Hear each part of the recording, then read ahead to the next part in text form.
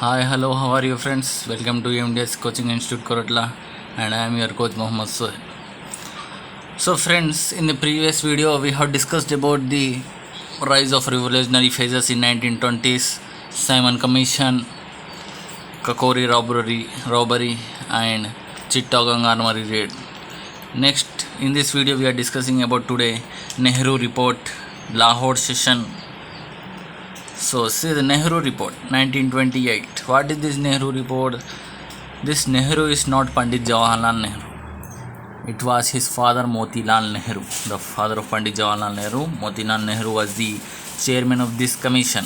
This committee chairman was Motilal Nehru, and the committee has to prepare a constitutional draft for Indians, for constitutional draft for your country. So Motilal Nehru prepared the report. What were the points and reforms they included in the draft? That is, some of the Indians demanded dominion status. Majorly Indians demanded dominion status, and some of the minor Indians demanded complete independence. This means, what is the meaning of dominion status? Means Indians will get independence but not complete independence. Every decision should be based and should be under control of the Britain. So under the control of Britain, the India would run. It is known as dominion status. And complete independence means India will neither be under any Britain or any colonial rule.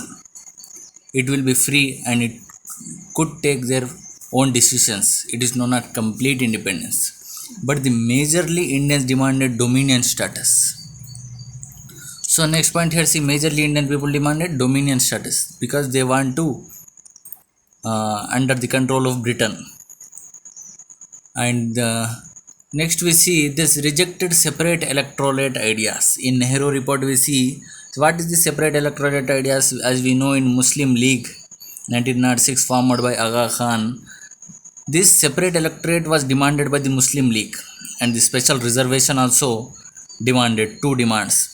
But Nehru report, he mentioned that separate electorate ideas will be rejected. He mentioned in this report, Nehru report. And the universal adult suffrage means every candidate and every Indian should have the right to vote. Every citizen should have the right to vote.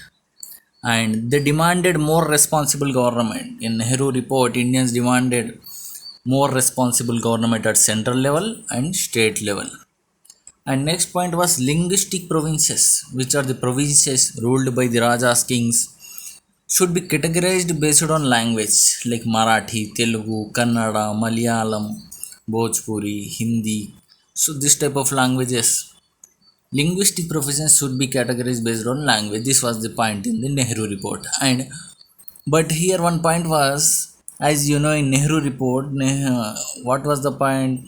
They rejected separate electorate ideas, and these separate electorate ideas joined with the matter Muslim League. So Muslim League accepted the joint electorate. Nehru report, in his report, told that there will be no separate electorate for Muslims. There will be totally joint electorate. Okay, so Muslim League accept the joint electorate, but they kept the two demands.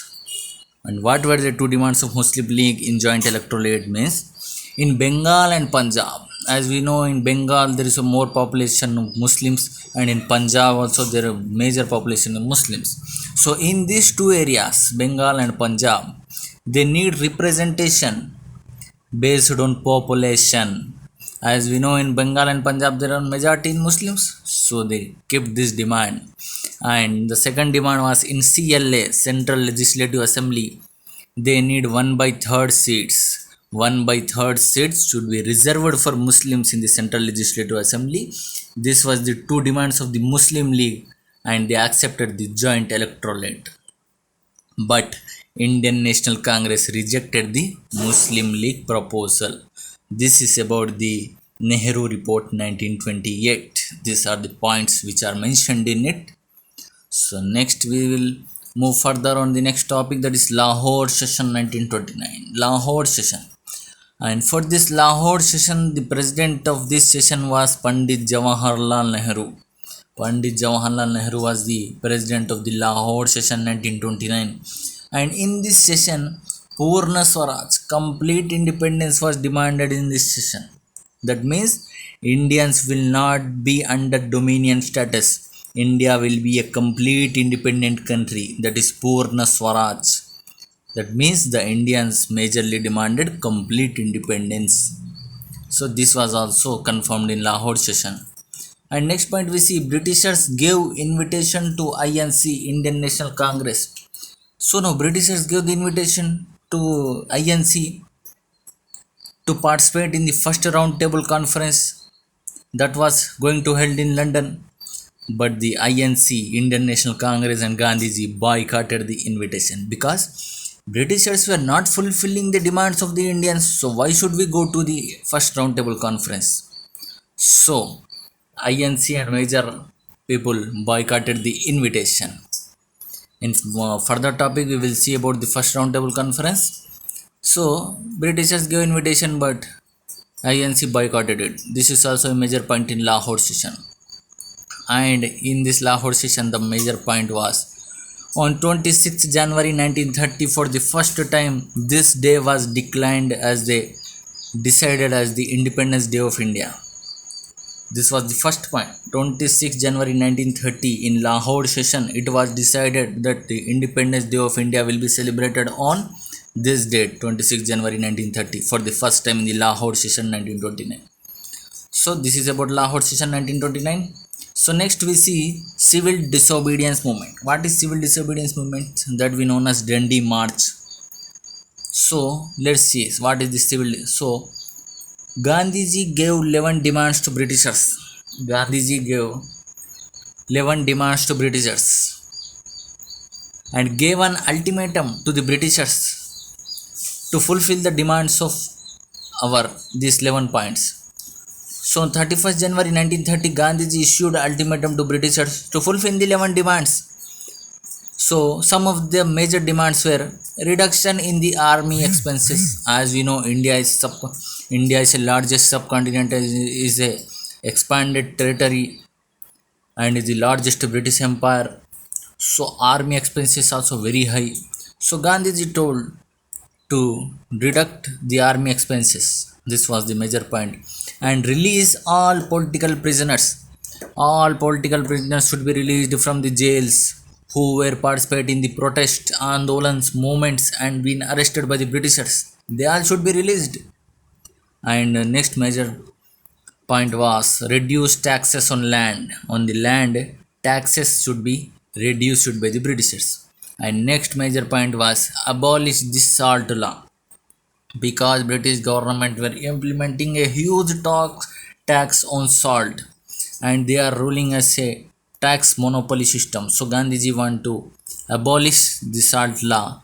These were some of the major demands of the Gandhiji to the Britishers. So next, civil disobedience movement. After we see Dandi March, it is also known as Dandi March 1930.